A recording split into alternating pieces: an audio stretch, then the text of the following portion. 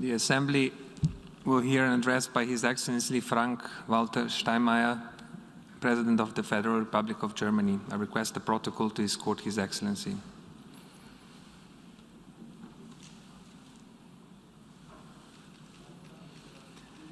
On behalf of the General Assembly, I have the honor to welcome to the United Nations His Excellency Frank-Walter Steinmeier, President of the Federal Republic of Germany, and invite him to address the Assembly.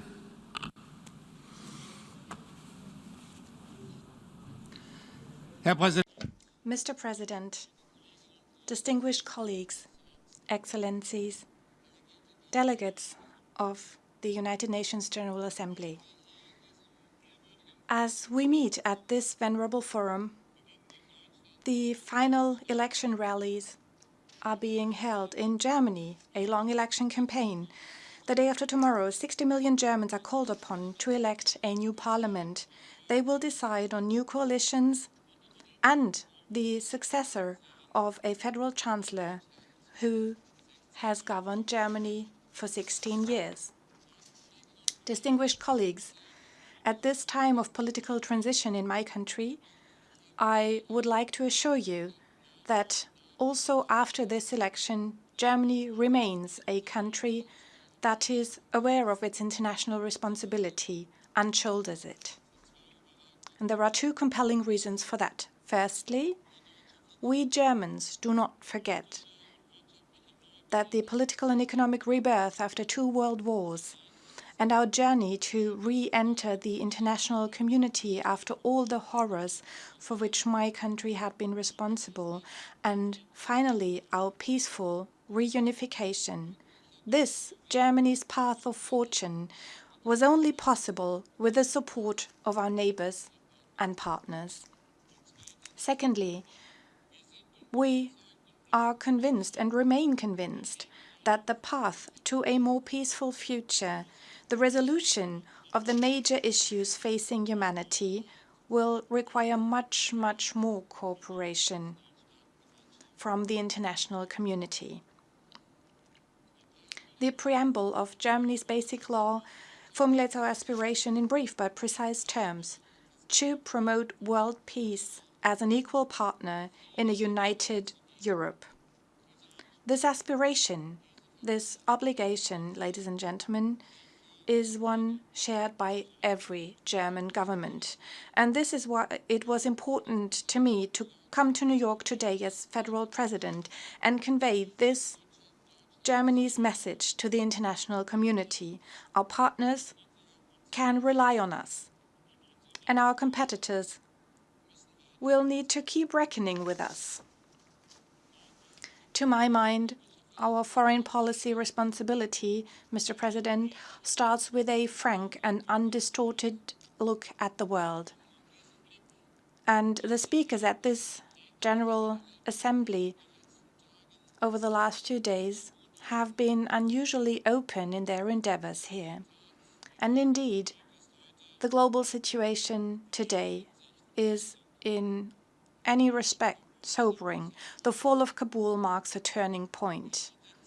We have achieved our goal of defeating those who wrought horrendous terror on this city 20 years ago. But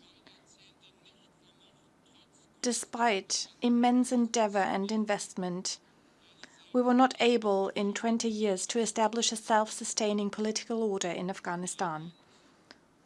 My country also shares responsibility, and we have an ongoing responsibility, particularly towards the many Afghans who had hoped for a more peaceful, free and democratic future. Yet I believe we need to ask ourselves, what conclusions do we draw from this failure? What lessons can we learn, and what tasks do we feel able to perform, having had to acknowledge that we wanted too much? I am convinced that resignation would be the wrong lesson to draw.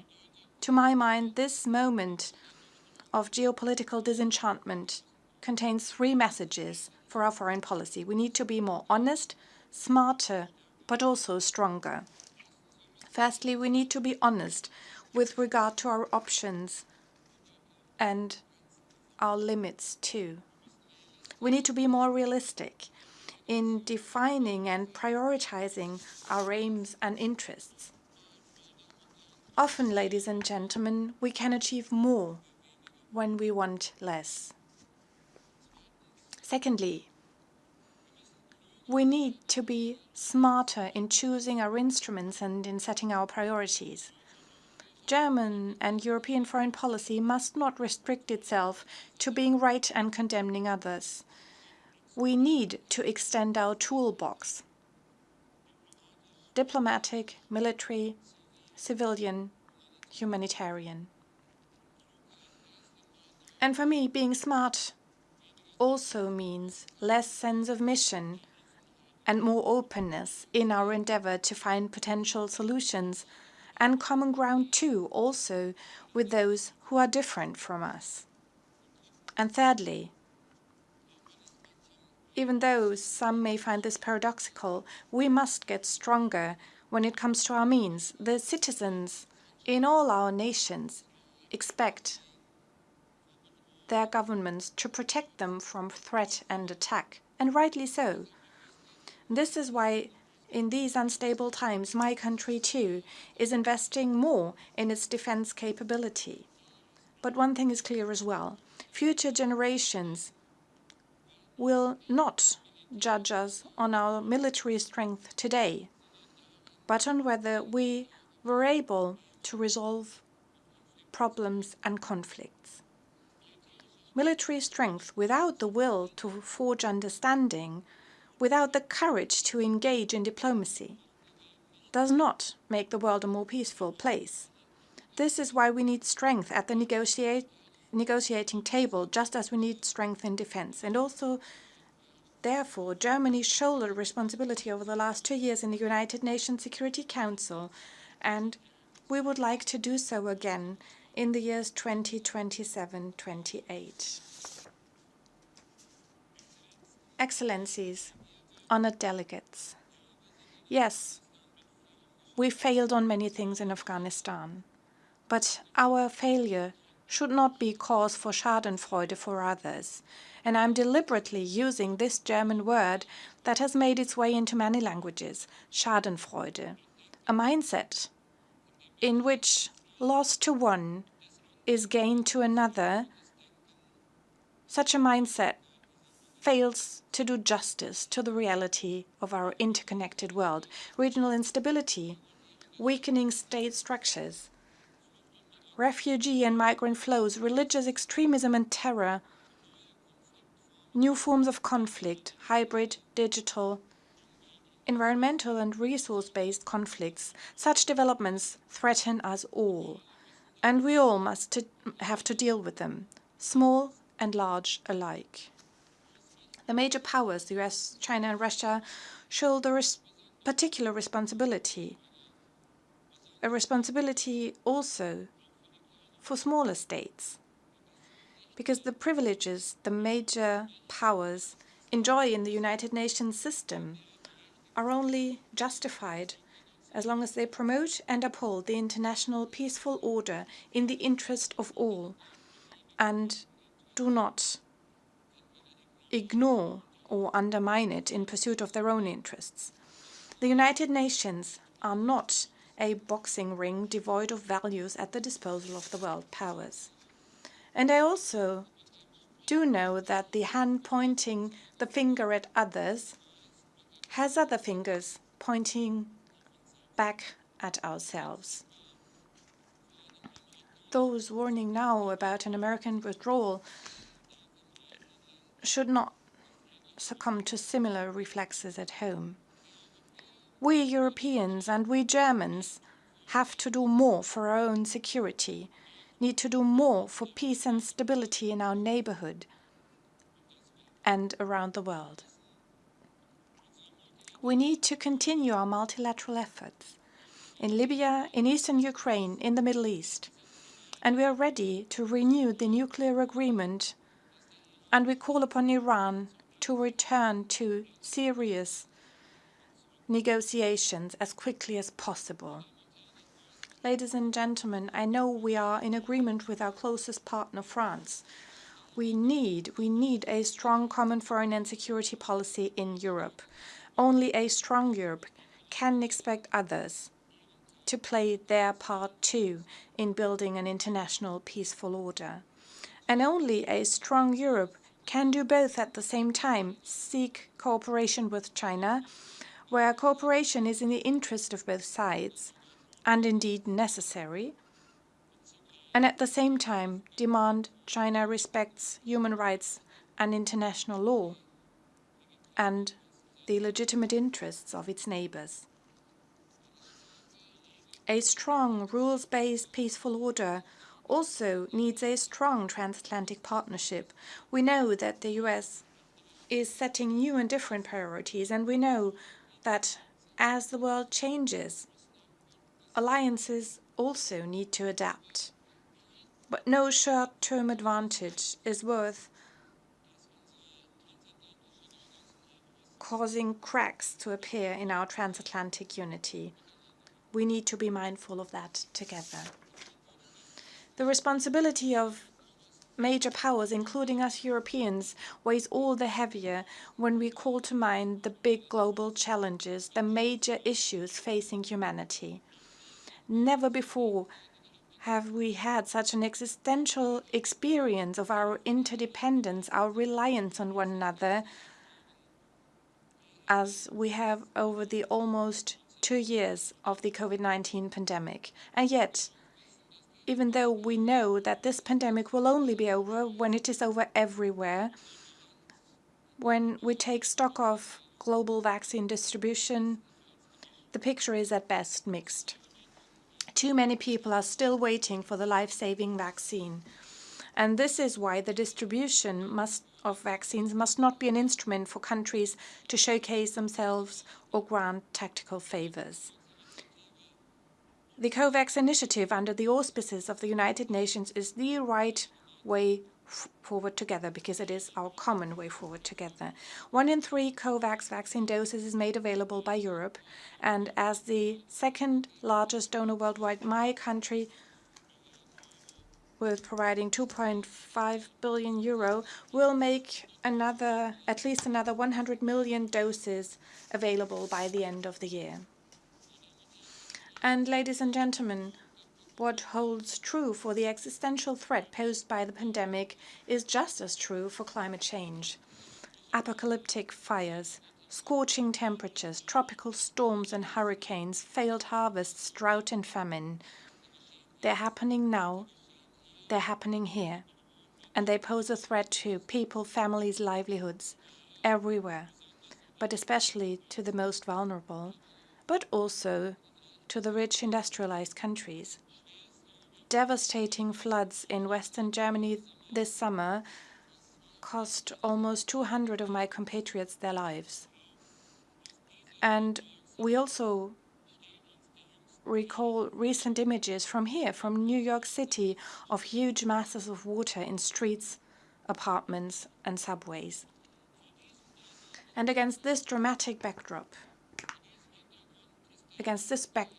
regression to the national egoisms I warn against is more than just a step back to the past. It is robbing us of our shared future. And it is harming the very institutions and instruments we now need. We need strong joint decisions shortly in Glasgow. After all, when it comes to climate change, it is also true that the gap between our ambitious goals and our concrete policies remains much too wide. And it is our job, it is our common job to close this gap, and we need to do it now. Because we live in an era in which humankind can irreversibly destroy living conditions on our planet. It is up to us, to our generation, to leave the future open for our children and grandchildren. We have to leave a future open in which climate and environmental protection, economic prosperity, a self-determined life in freedom, and social cohesion are all possible simultaneously. And this is, and I'm not using this lofty word lightly. This is our historic task. We must not fail. The future of humanity is at stake. Distinguished delegates and colleagues, I began my speech with democracy, the democratic transition unfolding in my country. As I draw to a close, I would like to widen the angle once more and consider the situation of liberal democracy as a whole, its credibility, its impact, its future, at this difficult geopolitical juncture. In Afghanistan, a long engagement which cost many lives has failed, but not the idea behind it. My country has a deep-set commitment to the idea of freedom and democracy, perhaps precisely because our German path to get there was long. Of course, we know, in reality, political systems will never be perfect. Not in Europe, not in America, not anywhere. Consequently, they can neither be exported nor, taking it further, imposed. I believe the task is a different one. It is not by missionary zeal we can render the best service to this tremendous idea, but by letting the strength of democracy shine through at home, by bringing democracy to bear in the daily lives of our citizens, and by resisting any authoritarian temptation. And only through that can we render the best service to this tremendous idea. President Biden spoke of the global power of democracy at the General Assembly, and I would like to underscore that democracy is not a force directed against anyone. It is not a Western instrument of political power. It is an open project, regardless of compass reading, geographical borders, regardless of skin color. It is the project for freedom, the project for human dignity that the states of the world have set as their yardstick in the Universal Declaration of Human Rights. And because this must remain our yardstick, for us Germans, even after the failure in Afghanistan, withdrawal from the world is not an option. While people are being robbed of their dignity, indifference is not an option. And this is why more realism in foreign policy does not mean less responsibility. It does not mean less ambition to make the world a better place. On the contrary, the inherent human yearning for freedom, dignity, and self-determination will never be extinguished anywhere. Doing justice to this human yearning instead of suppressing it, that is the real question defining our future in the 21st century. And this question will not be decided on any battlefield in our world. After all, the firepower of the most powerful army comes to an end. The long arm of the strongest state comes to an end. But the appeal of freedom and democracy in the hearts and minds of people lives on. And that is my firm belief. Thank you.